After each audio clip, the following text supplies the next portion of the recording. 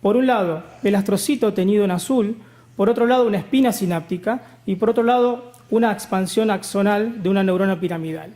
Fíjense, esto es lo que de alguna u otra manera dejó entrever Santiago y Ramón y Cajal en sus descripciones iniciales.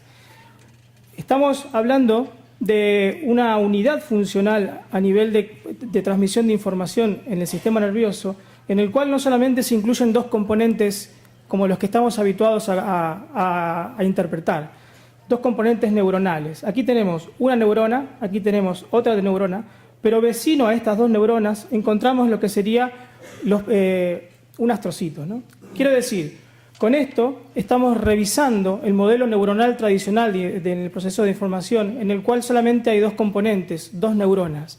En este caso tenemos lo que se denomina hoy sinapsis tripartita, la cual compone tres elementos que comparten un espacio en común, que es el espacio postsináptico. Bien, esto cobra relevancia significativa a la hora de pensar el procesamiento de la información del sistema nervioso. Cuando hablo de procesamiento de información del sistema nervioso, me refiero al sistema nervioso en su conjunto, no solamente al sistema nervioso central. ¿Bien? Y en la margen de la derecha tenemos una reproducción informática en donde vemos en azul los procesos astrogliales y en amarillo y en rojo las estructuras neuronales. Esta imagen fundamentalmente lo que quisiera destacar es la representación cuantitativa que tiene el tejido astroglial con respecto a las estructuras neuronales propiamente dichas. Fíjense que supera en número con creces las estructuras neurogliales respecto a las estructuras neuronales propiamente dichas. Ya en aquel entonces, Santiago y Ramón y Cajal se preguntaba cuál era la significancia funcional de estas observaciones que él hacía, ¿sí? Él se preguntaba hasta qué punto esta observación morfológica y estructural puede tener una significancia funcional. ¿Bien? Y detrás de esa pregunta que se formulaba Santiago Ramón y Cajal, él hipotetizaba lo siguiente: la neuroglía de la sustancia gris vendría a constituir una vasta glándula endocrina intercalada entre neuronas y plexos nerviosos, destinada quizás a elaborar hormonas asociadas a la actividad cerebral. Fíjense qué curioso, ya en aquel entonces Santiago y Ramón y Cajal estaba promoviendo de alguna manera o estaba manejando la hipótesis de que las estructuras astrogliales o neurogliales podrían estar interfiriendo en el procesamiento de la información. ¿Sí? Muchos años atrás, de lo cual quizás hoy no lo podemos plantear desde un punto de vista un poco más científico, pero fíjense que con los recursos que Santiago y Ramón y Cajal disponían en aquel entonces, tecnológicos me refiero, ya él manejaba este tipo de hipótesis. Y ahí creo que está un poco el dato relevante de su descubrimiento, ¿no? Cómo él pudo eludir una omnipresencia del tejido neuronal aislado del tejido neuroglial en cuanto a lo que se refiere a interpretar el funcionamiento del sistema nervioso. Él pudo poner foco un poquito más al costado, ¿sí? Cuando la ciencia en ese momento iba completamente en otra dirección. Lo curioso de esto es que información convergente de esta última época, me refiero a la última década, está de alguna u otra manera retomando un poco el legado de Santiago y Ramón y Cajal y se está preguntando de alguna manera si en el proceso doloroso persistente, o como no me gusta llamarlo a mí, en este caso dolor crónico, pudiera existir una participación importante del tejido neuroglial en esta fisiopatología, ¿no? Varios autores, en este caso citaría un artículo del 2013, los autores están promoviendo, están proponiendo la idea de que la glía tenga una participación importante en el procesamiento de la información en el dolor crónico, ¿sí? Y no solamente esto, sino que le están dando una relevancia bastante importante, ya que promueven la idea de que en realidad el dolor crónico pueda en parte deberse a una gliopatía, ¿sí? Es decir, no sería en este caso la neurona la más afectada, sino que sería el tejido neuroglial el que entraría en una disfunción y por tanto las neuronas empezarían a sufrir el procesamiento de información. Con esto no quiero poner por encima la estructura neuroglial de las neuronas. Estamos hablando de una unidad funcional, ¿sí? Ninguna de las dos está por encima de la compañera en este caso. ¿Bien? Este es el modelo que tienen en mente estos autores, ¿no? Ya no están focalizados solamente en la transmisión de la información nociceptiva o dolorosa entre dos neuronas, sino que estos autores incluyen dentro del modelo tradicional, por un lado, a las estructuras neurogliales.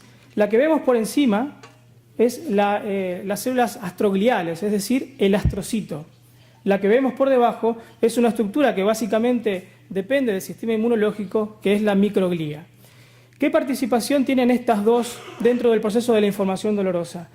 La microglía, a partir de la liberación de sustancias sensibilizantes, condiciona la información a través de, por ejemplo, la liberación de interleucinas, lo que hace que se efectivice la transmisión sináptica de una unidad presináptica a una unidad postsináptica, ¿sí?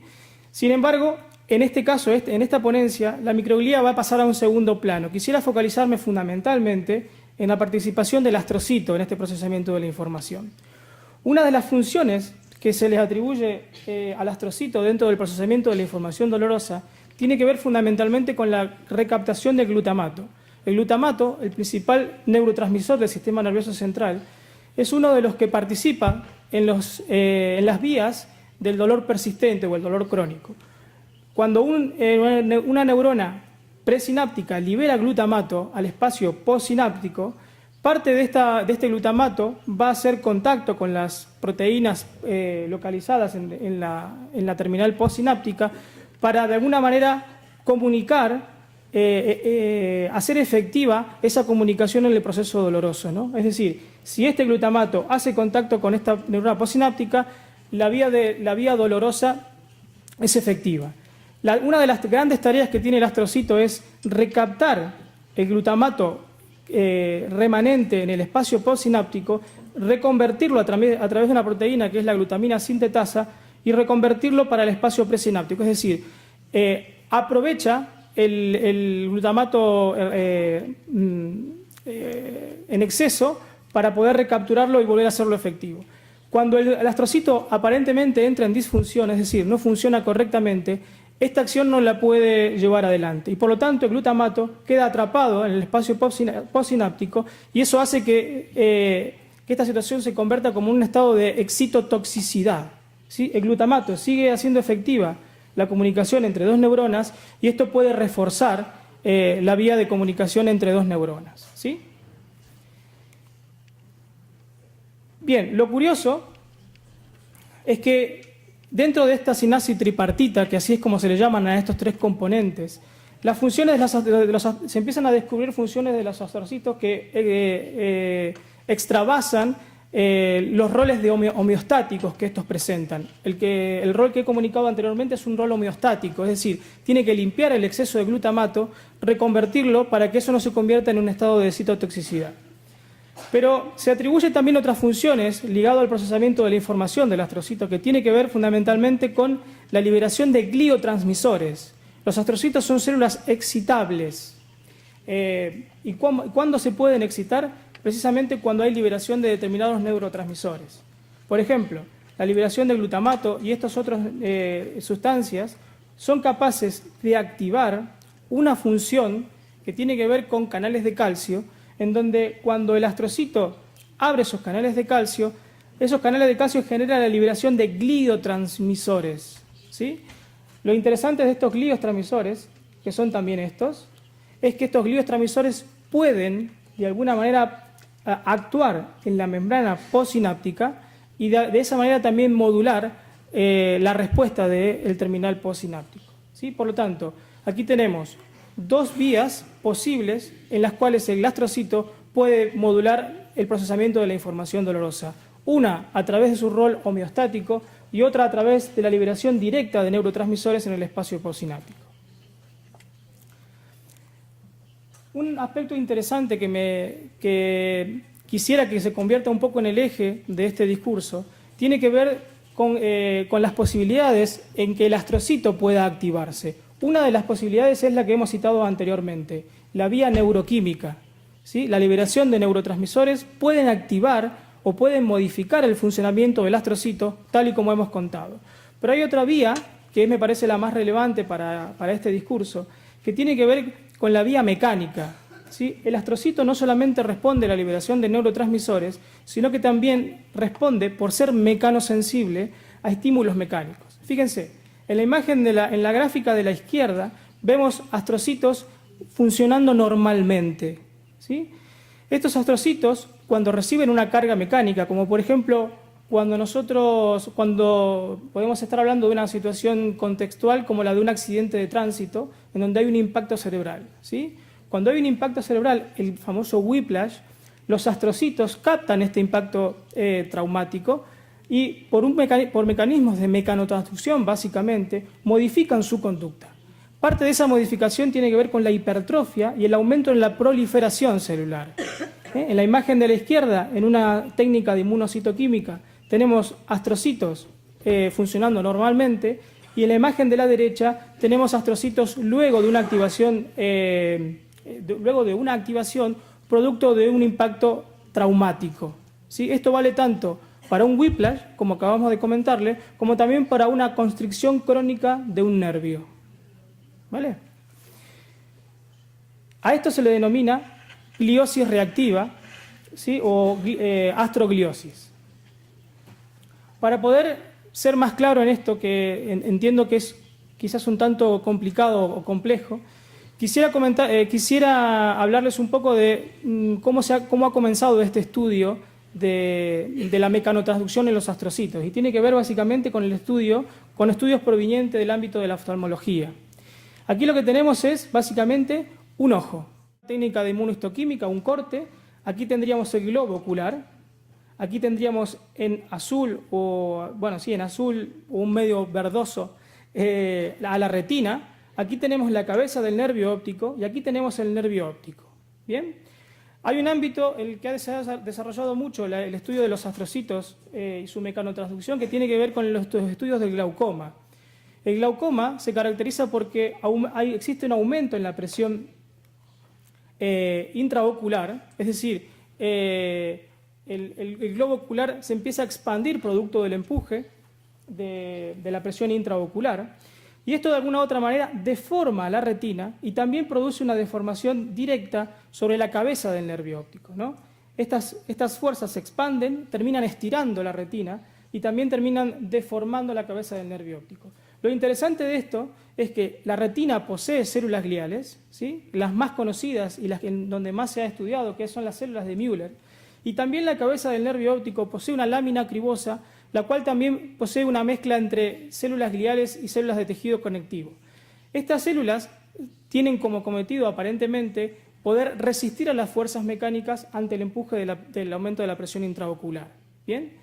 Y lo más relevante, y ahí es donde quisiera apuntar con esta ponencia, es que cuando estas células transforman su funcionamiento, también van a afectar y modular el funcionamiento tanto de la retina como de la posibilidad de transmisión de información a través de la cabeza del nervio óptico de toda la información proveniente que proviene del ojo.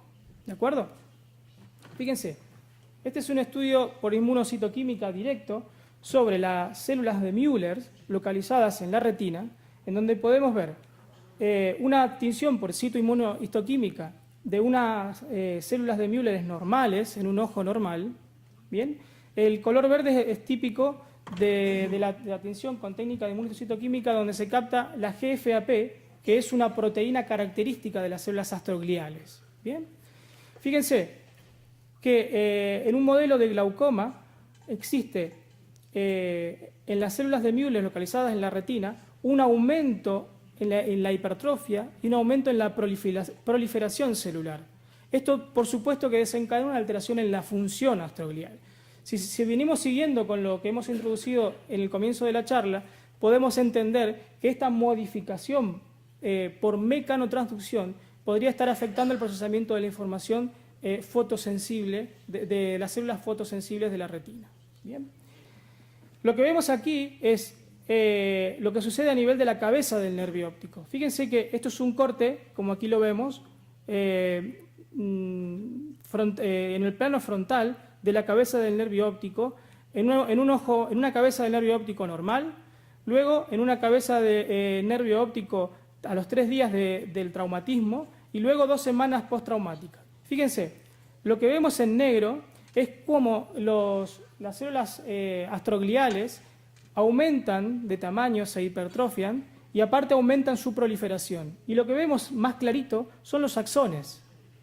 ¿Sí? Fíjense que hay como una especie de competencia luego de un traumatismo a nivel de la cabeza del nervio óptico entre las células astrogliales y los axones. Esto, en un modelo fisiopatológico de glaucoma, se traduce en una neuropatía. ¿Sí? Los astrocitos terminan invadiendo el espacio de los axones y, por supuesto, terminan afectando su funcionamiento. Si nosotros hiciéramos un trazador, utilizáramos un trazador retrógrado para ver cuánto los axones transmiten información en un modelo de traumatismo del cabeza nervio óptico, encontraríamos con que el flujo axoplásmico está en deterioro, ¿no? Bien, la pregunta es, ¿esto sucede solamente en el sistema nervioso central o en el ojo? Bueno, al parecer esto puede traspolarse o transferirse esta información directamente al sistema nervioso periférico, y digo entre comillas porque esto de periférico y central quizás deberíamos verlo, revisarlo desde el punto de vista neuroanatómico, ¿no? Algo curioso y que me llamó muchísimo la atención en los momentos de búsqueda bibliográfica tiene que ver con las células gliales satélite.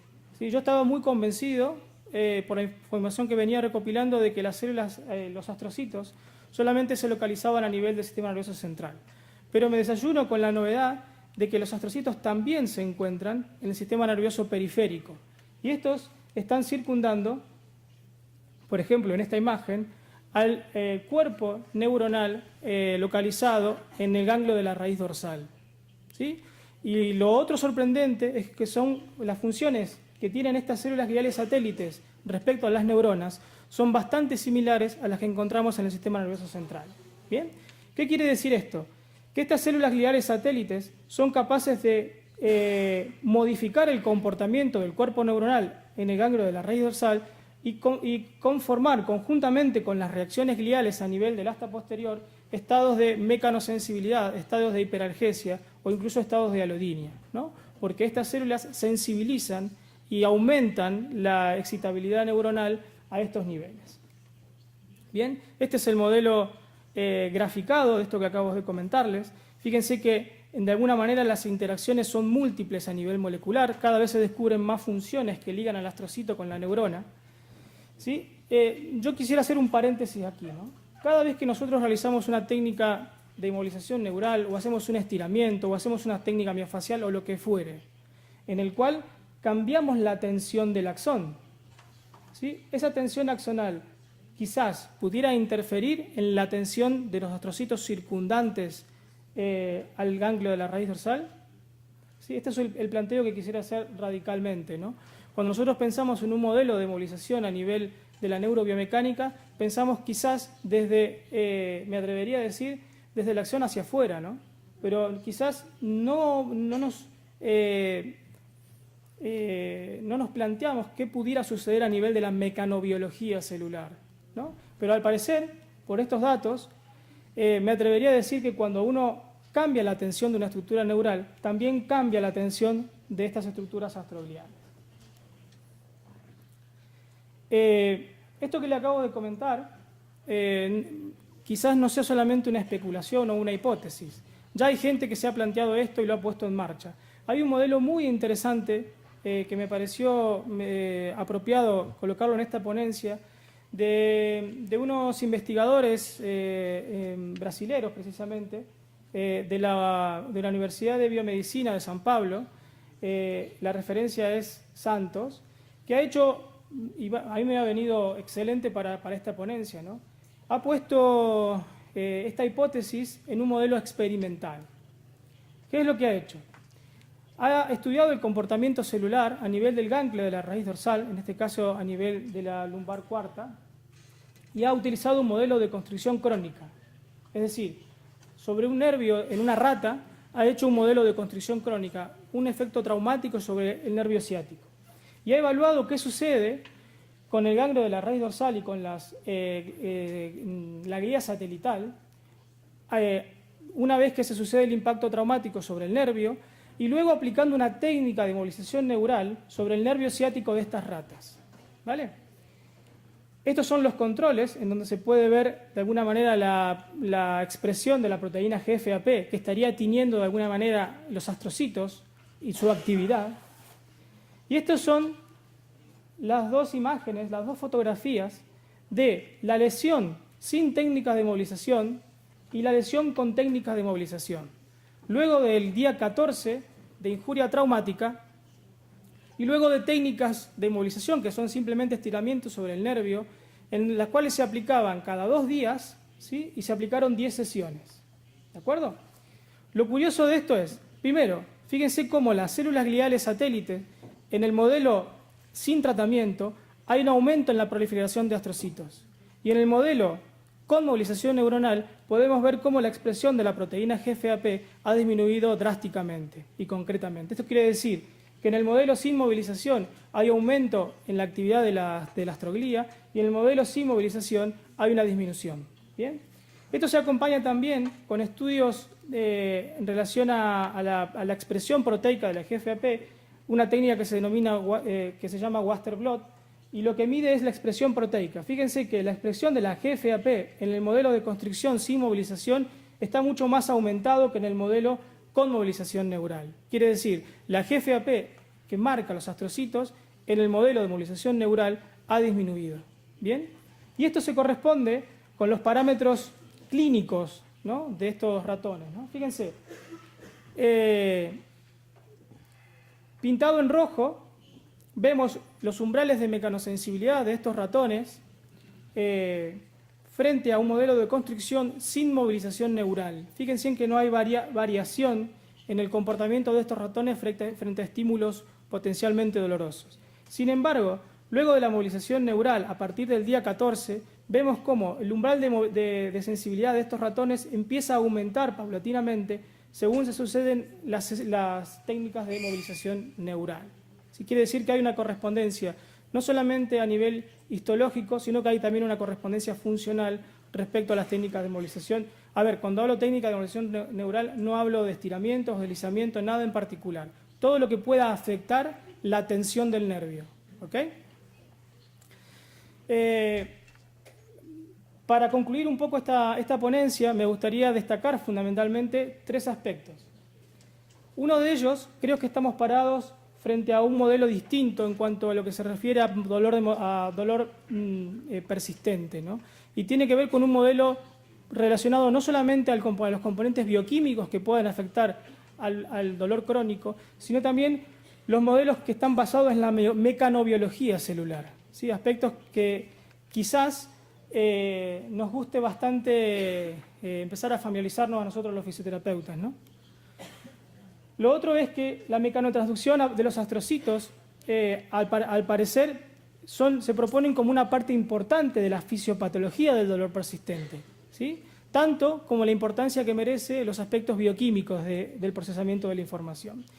Y el tercer aspecto, que es quizás un poco el que me gustaría dejar en el ambiente, es la posibilidad de dimensionar los cambios provocados por la terapia manual a escala celular respecto al procesamiento de la información dolorosa persistente. ¿De acuerdo? Gracias por su atención.